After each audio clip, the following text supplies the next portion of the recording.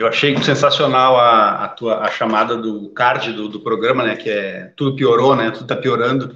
Eu queria trazer aqui para o nosso público, Portinho, seis indicadores econômicos de maior ou menor importância, mas eu vou começar pelos de menor importância.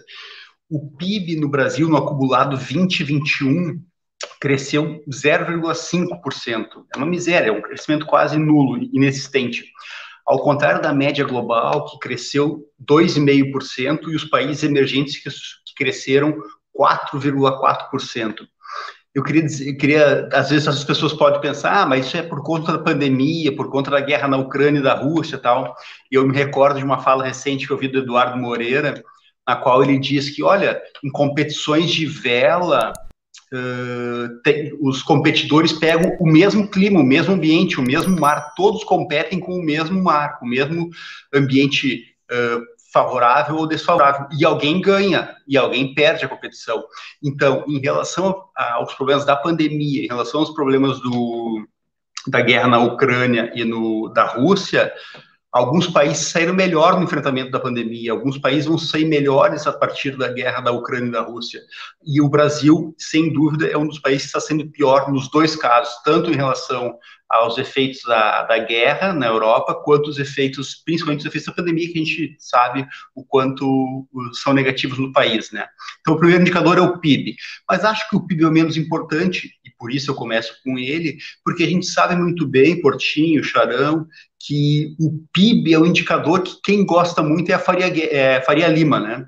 Porque o PIB pode crescer muito e ser mal distribuído, ou não ser distribuído, como acontece mais das vezes, e ficar o dinheiro do crescimento do PIB com quem sempre fica o dinheiro nesse país, né? Então, o primeiro indicador é o PIB.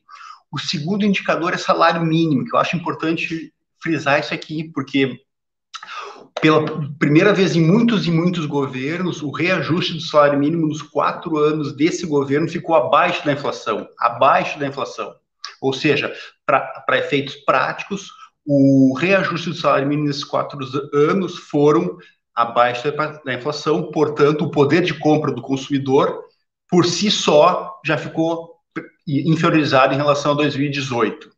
Outro aspecto, o Brasil tem o segundo pior salário do mundo em relação aos países do OCDE, que são 35 países, só ganha, aspas, né? Só fica à frente do México. Em relação a todos os outros 35 países do OCDE, o Brasil fica atrás com o menor salário mínimo. E vale lembrar, entre 2003 e 2016, desde o governo Lula e o primeiro governo da Dilma, o aumento real do salário mínimo real, acima da inflação, foi de 59%.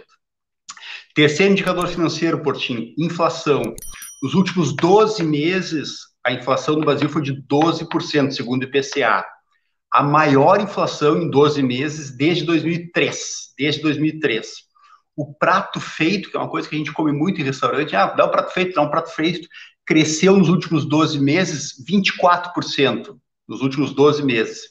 E o tomate, que é o grande vilão da inflação nos últimos tempos, apontados aí em todos os jornais e revistas, cresceu em 12 meses o preço do tomate 126%. 126%. Combustíveis, quarto indicador econômico. Outro indicador importante que todo mundo usa, mesmo que não seja dono de carro próprio, que use o transporte coletivo, ou táxi, ou Uber, ou apenas ande de bicicleta, mas compra um botijão de gás para sua alimentação, quando não teve que abandonar o botijão de gás para começar a usar madeira e fogão a lenha. Desde 2019, ou seja, nesse governo assassino, o combustível aumentou 56%. O diesel, 69%, e o botijão de gás, 47% desde 2009, 47%, e o salário mínimo abaixo da inflação.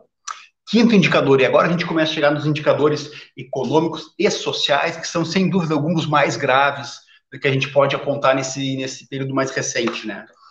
O desemprego. O Brasil tem uma taxa de desemprego atualmente de 13,7%. E eu não estou falando aqui nem em subemprego, estou falando em desemprego mesmo, pessoas que não têm trabalho, nem o trabalho informal, nem o trabalho precário, que tem crescido assustadoramente no país, né? Que estão efetivamente desempregados. É 13,7%. Isso indica, Charão, que o Brasil ocupa no ranking de países, de 102 países, o Brasil é o oitavo colocado no número de desempregados. Oitavo colocado. Atrás dele tem Rússia, Venezuela, alguns países menos expressivos, e o Brasil, das economias mais fortes do mundo, é o que tem o pior indicador, ou seja, 13,7%. É importante a gente ver um referencial. A média global de desemprego é 7,7%. E a média de desemprego entre os países emergentes é 8,7%. E o Brasil, 13,7%. Muito maior desemprego no país do que nos outros, quando comparados, né? Entre os países do G20, que são 5 países mais ricos do mundo, o Brasil ocupa novamente a segunda posição. E o último indicador social e econômico que eu trago para a gente pensar é a fome, que sem dúvida alguma é o mais preocupante, o mais assustador, o mais catastrófico, né? O Brasil teve em 2021, segundo os indicadores apontavam, um percentual de 55% da população vivendo em insegurança alimentar. O que significa isso? Pessoas que não sabiam se no dia seguinte teriam recursos financeiros para garantir a sua comida. E quando a gente fala 55% dos lares, a gente está falando de um contingente de 116 milhões de pessoas. 116 milhões de pessoas. É importante dizer, Portinho, Charão, as pessoas que nos ouvem, eu não sou economista, mas, então, todos esses dados eu fui procurar em fontes confiáveis a respeito desses números, né? Tanto o PIB, quanto o salário mínimo, quanto a inflação, quanto o crescimento dos combustíveis, quanto o desemprego, quanto os dados da fome. Eu fui consultar fontes criteriosas e confiáveis, né? Mas uma coisa importante que eu posso apontar, não retirar dos jornais, mas andando pelas ruas da cidade, como eu disse, eu moro em Porto Alegre, o número de pessoas que pedem dinheiro na rua, ou pedem alimentação na rua, o número de pessoas que estão jogadas e dormindo no chão aumentou significativamente nos últimos 2 anos. É um número absolutamente assustador. E esse dado é um dado que eu posso dar como fonte primária, é algo, uma informação que eu estou vendo e estou enxergando diariamente, toda vez que saio de casa para ir em algum lugar, eu observo esse número. Nós já falamos sobre isso em outras oportunidades, né, Portinho?